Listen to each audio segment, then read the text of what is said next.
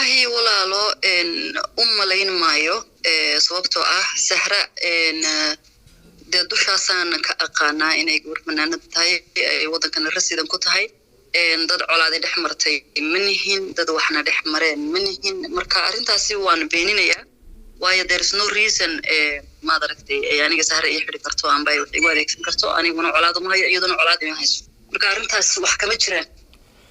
fanaanada caanka ee reer North America Safia Tusmo oo sheegtay in telefoonkeedii ay iskartay ciidamada Somaliland ay ka qaateen iyo Sahra halgan ay kaga jawaabtay in xarigeeda ay ka dambeysay iyo waraysi dheer oo la yeeshay Safia Tusmo kadib markii laga soo dayay xabsi ku yaala magaalada Hargeysa caasimadda Somaliland haddaba maxaa Safia Tusmo ay kaga jawaabtay xarigeeda maxayse ka tiri Sahra halgan inay ka dambeysay xarigeeda barnaamijka ayaynu ku dahqaadaynaa ayay daawada intayna barnaamijka u guda galin hadda channelkan ku cusub tahayna subscribe sa asxaabtaadan la wadaag soo dhawaada barnaamijka fanaanada caanka ee reer North America Safia Tusmo oo 2 cisho ka hor lagu xiray magaalada Hargeysa caasimadda Somaliland kadib markii si damiina haatan lagu sii daayay ayaa ka warbixisay qaabkii uu xarigeedu u dhacay iyo xilliga la xiray halka ay ku sugnayd iyadoo waraysi gaar ah siisay warbaahinta Soomaalida waxay ka hadashay xariga loogu geystay magaalada Hargeysa ee caasimadda Somaliland sida fiidiyoga hordhaca aad ku wada arkayseen magaalada Hargeysa ee caasimadda Somaliland ayaa lagu xiray fanaanada Safia Tusmo Somaliland ay ka soo jeedaa Safia Tusmo gaar ahaan gobolka Awdal ee galbeedka Somaliland Safia Tusmo ayaa waxay sheegtay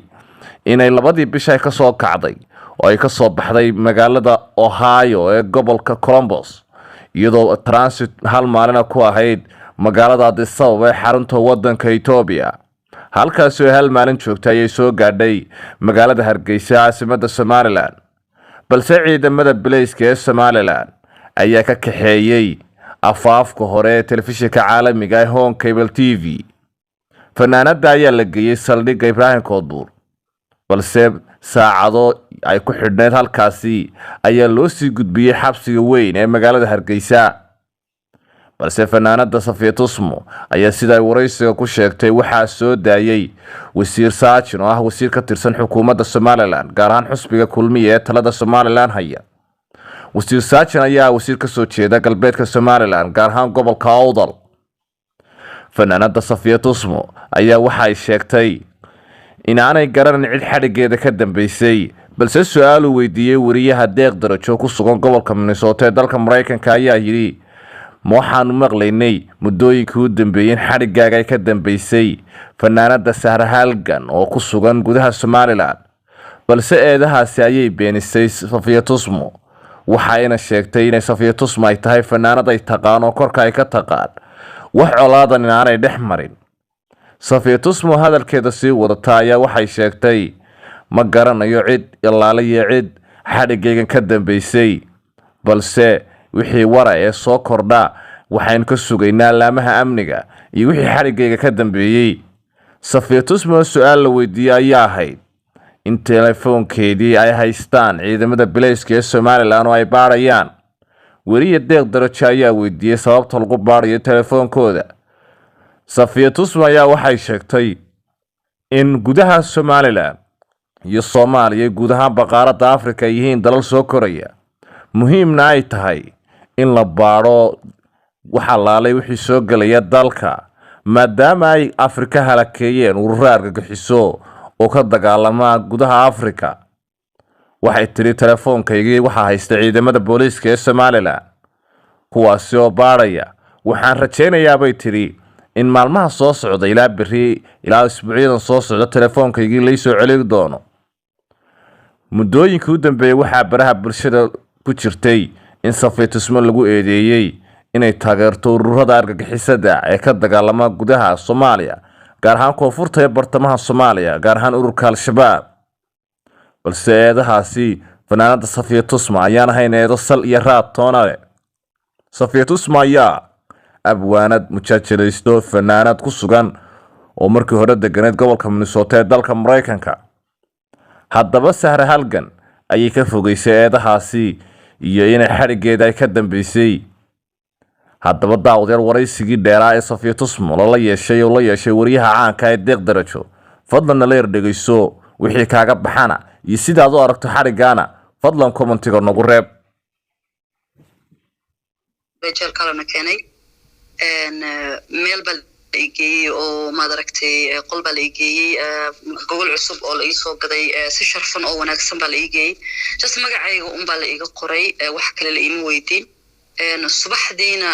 dad aad u tiro badan oo magaalada degan baa soo baxay oo yimiday oo wasiirka saajin la yiraahdo uu kamid yahay dan aroortii isaga ay soo damintay wax kale la iima weydiin telefonkayga baa la iga qaaday telefonkaygana wali way hayaan kulito way siin doonaan baan filayaa bari amba ma aragtay usbuucan dhexdiisa ilaa haddana ma dhihi karo sababtaas la xidhay iyo ma aragtay poste wax cadaanaho la ii sheegay habeeratin way markii lagu soo xirayay marka adigu halkee joogtay xilligaas waxaan ku sugnaa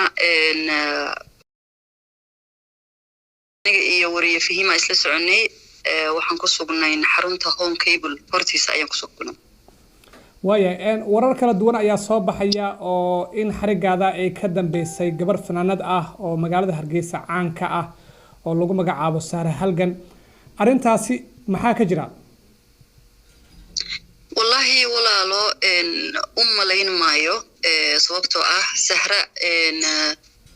dushaasaan ka aqaanaa inay gabar fanaanad tahay ay wadankan rasiidan ku tahay